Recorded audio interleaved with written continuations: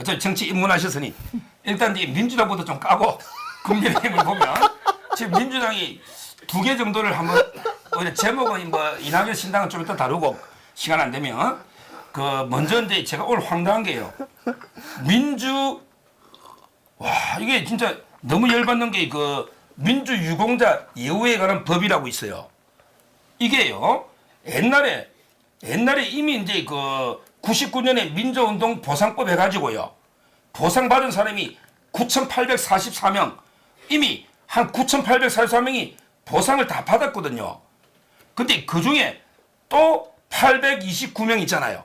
829명을 민주유공자를 해가지고 예우하자. 이게 이번에 만들려는 법이에요. 옛날에는 그냥 한 10,000명 가까이 보상받고 이번에는 아예 유공자가 되면 그중에 특히 829 유공자가 되면 이거는 상속까지 뭐 이번에 일부 빠졌지만 언제든지 법 개정을 열 수 있잖아요. 대를 이어서 교육이라든지 취업이라든지 엄청난 법인데 법 이름이 민주유공자 예우잖아요. 근데 법을 만들 때는 제일 비민주적으로 만들어. 아니 민주유공자법을 민주적으로 만들어야지 왜 날치기로 만드냐. 지금 안건 조정위가 원래 민주당 3명 이게 반대가 3명이잖아. 근데 국민의힘이 2밖에 안 되니 그 진보당 있잖아. 강성희 진보당 간첩 혐의가 있었죠. 간첩이라면 안 되지만 이자가 야당 편에 와가지고 3분의 2가 돼가지고 오늘 통과돼 버린 거예요. 네. 일단 이게 절차가 문제 있잖아요. 그렇지. 어떻게 봅니까? 제가 보기에는 여태까지 사실 입법 시도를 처음 한 것도 아니잖아요. 네. 그 전에 논란이 엄청나게 많았었는데 끊임없이 지금 이거를 하려고 했다는 것 자체가 놀랍고 저는 저번에 한번 이거 좌절됐을 때 그냥 더 이상은 안 하겠지 설마 이랬는데 이번에 놀랬어요. 이걸 진짜 기억하려고 그러는구나. 그럼 절차적 정당성을 갖고 충분히 지금 국민의 이런 여론까지 이게 확인해가면서 진행해야 되는 게 맞고 정작 또 이렇게 절차적으로 문제가 있게끔 해놓고 나면 명단은 도대체 어떻게 뭐 운용이 되는지 알 수가 없게끔 돼 있어요. 또. 그러니까요. 누구한테 뭘 어떻게 하는지 알 수가 없어요. 깜깜이로 자료도 안 준대 박민식 장관 말은. 그러니까요.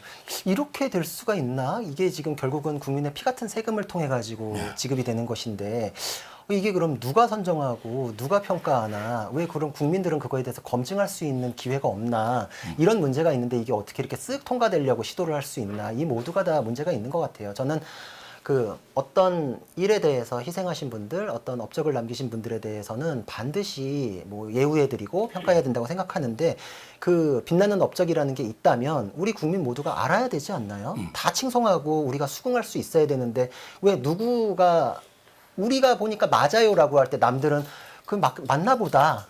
그 우리는 국민 아닌가요? 어떤 국민이 원하면 되고 어떤 국민은 원치 않는데도 그냥 뭐 세금만 내면서 그 재원을 마련해 줘야 되나요? 저는 이거는 일단은 정당성 자체가 굉장히 약하다. 그리고 이것을 강행하는 것 자체가 그 정당성이 부족함을 스스로 자인하는 것이다. 이렇게 생각을 하거든요. 정말 납득이 되면 국민들께서 오히려 앞장서서 하라고 했을 거예요. 여태까지의 문제점들에 대해서 아무것도 뭐 설득이나 해명이 안 됐으면서 이걸 또 추진하는 거는 좀 국민적인 저항까지도 있지 않을까 싶습니다. 그러니까 지금 이제 이 법에 의하면 지금 이게 오늘 사설인데요. 문화일보.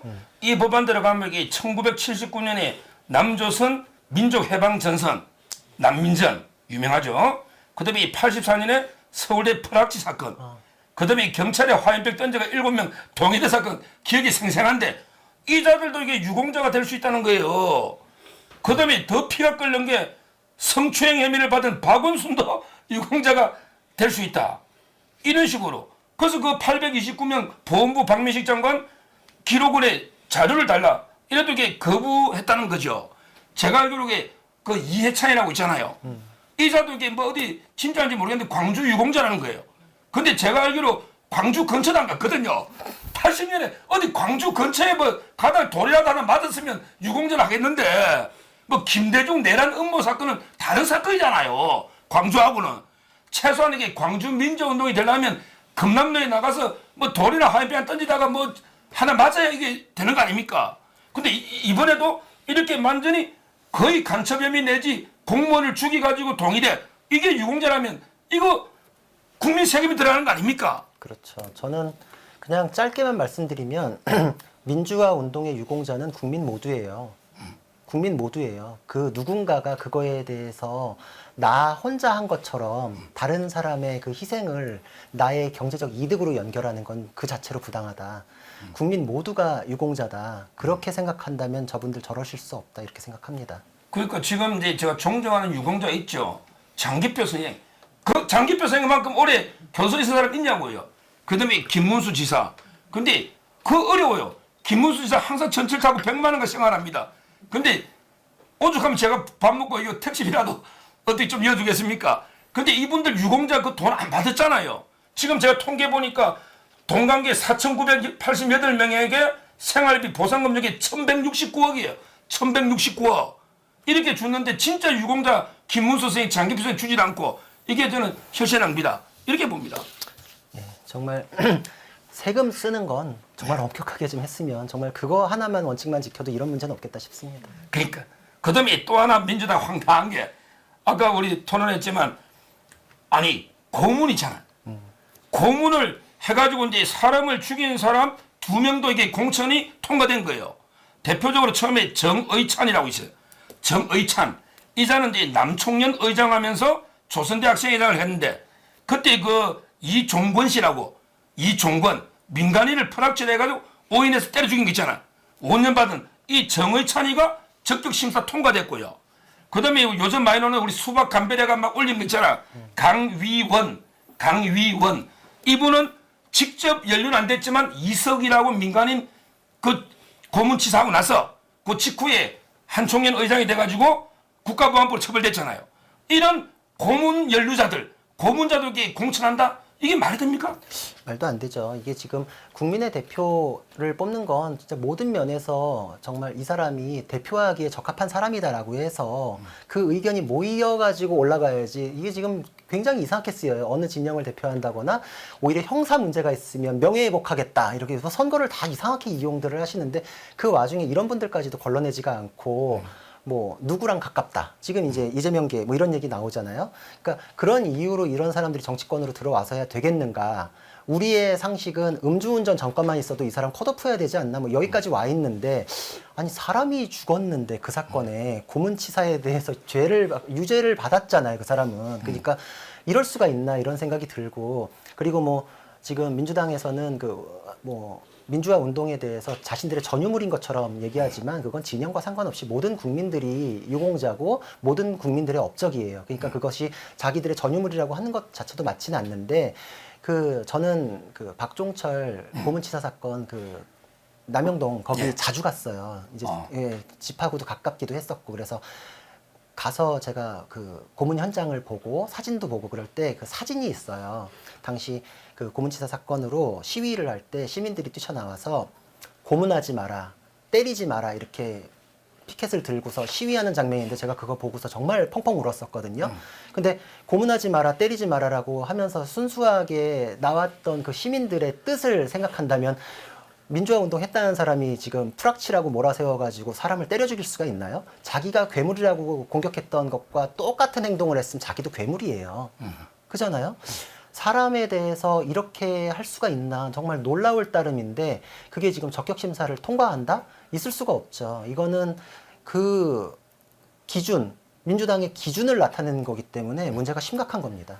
그러니까 지금 이제 고문치사하니까 또 생각나는 놈이 하나 있는데 그 유촉새라고 우리 유촉새 있잖아. 촉새. 야 60이 넘으면 내가 썩는다는 그 유시민도 그 복학생 협의회장인가 할 때 그때 그 고문치사가 있었죠? 치사는 아니죠 그건. 고문치상입니까? 예. 그때 항소 이어서 뭐 어쩌고 쓰고 그렇죠. 그때잖아요. 네네네. 지금 이게 그런 사람이 많고 근데 문제는 이 고문치사 이자들이요. 처음 이재명의 탁보들 아닙니까? 근데 저는 이자들을 못 거르는 게 야 이재명이 전과 사범인데 전과 중에 음주부터 해가지고 뭐 공무집행 방해 선거법 뭐 검사 사칭까지 한 사람 아니에요. 그리고 지금 재판받는 게 쪼개면 10개는 넘을 텐데 아니 그럼 당신은 공천 다 받고 우리는 사건 하나밖에 없는데 우리도 민주운동 하다가 우리가 뭐 고의로 죽이냐?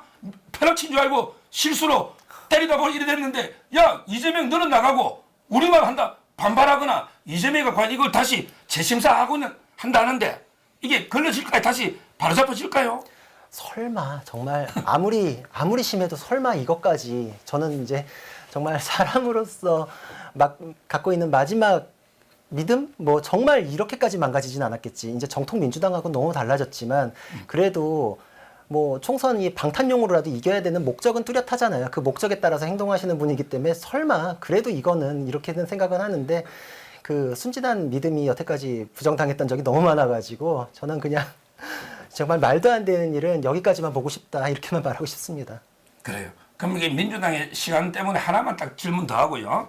지금 이제 이낙연이 아마 오늘 단독 보도 보면 이제 1월 15일쯤에 창당한다. 이렇게는 이야기합니다. 지금 이제 다만 현역들은 가능하면 안 따라가려 하겠죠. 근데 나중에 뭐 컷오프 되거나 도저히 안 될 때는 따라갈 수 있는데 지금 이제 이낙연은 뭐 금태섭이나 양양자 이렇게 빅텐트 치고 제가 확인해 보니까 이준석과는 손 안 잡는데 이준석과는 근데 유승민은 끌어들일 수 있다. 유승민까지는 이러고 있거든요. 이낙연 신당의 그 파괴력이나 가능성 많이 어떻게 보는지요? 현재로서는 좀 실패할 가능성은 높죠. 제가 이제 이낙연 신당은 나올 거다라고는 예측을 했었어요. 방송에서도 얘기를 했었고. 왜냐면은 그렇죠. 이낙연 전 대표는 민주당에 남아 있을 수가 없어요. 지금 이 민주당은 옛날 정통 민주당은 아니거든요. 이낙연 대표는 그리고 그 중에서 이재명 대표하고는 같이 서 있을 수 없어요. 이재명 대표하고 이낙연 대표는 서로가 서로에 대해서는 거의 뭐 원수나 다름없거든요. 서로 저 사람 아니었으면 내가 대통령 됐을 텐데라는 관계이기 때문에 이재명 대표도 이낙연을 끌어안기 위한 행보는 안 할 거예요. 그러니까 이제 고립 작전을 쓰는 거죠. 다른 총리들은 지금 만나잖아요. 만나려고 이제 약속도 잡고. 그러니까 가장 처절하게 본을 보이는 거죠. 나는 다른 사람들이랑 연합해도 이 사람은 이제 만나지 않는데 그럼 고립돼가지고 신당으로 튕겨나갔을 때 망가지는 모습을 보면 자기 쪽으로 더 들러붙게 돼 있거든요. 민주당이 더 사당화가 되겠죠. 그럼에도 불구하고 이낙연 대표는 선택을 안 할 수가 없어요. 그렇기 때문에 전 나간다고 이제 예측을 했던 거였고 왜냐면 남아 있어봤자 이제 다음 기회가 없거든요. 그렇죠. 그러니까 지금 이렇게 나가는 거에 대해서는 실제로 나가도 좋고 나가다가 1월 달에 뭐 김인섭 씨나 이런 사법 리스크의 판결이 탁 나와 버려 가지고 타이밍에 딱 맞아도 좋고. 그러니까 이낙연 대표는 그걸 두 개를 노린다고 생각을 하거든요.